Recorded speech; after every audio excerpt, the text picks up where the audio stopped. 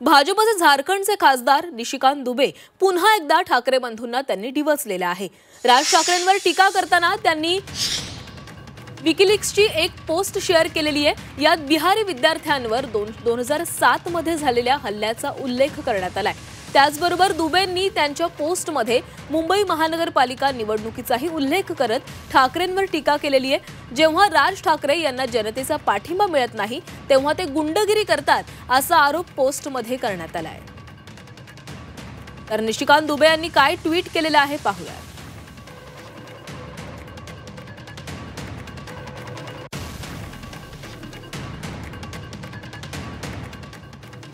राज ठाकरेंना जेव्हा जनतेचं समर्थन मिळत नाही तेव्हा ते गुंडगिरी करतात।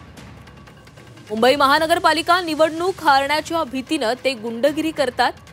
माझा विरोध ठाकरेंच्या गुंडगिरीला असून माझी सहनशीलता आता संपलेली आहे असं ट्विट त्यांच्याकडून करण्यात आलंय।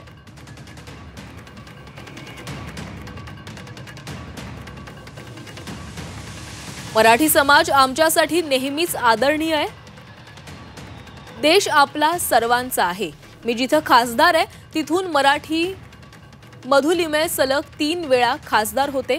इंदिरा गांधी यांच्या विरोधात आम्ही एका मराठी व्यक्तीला लोकसभेत पाठवलं होतं।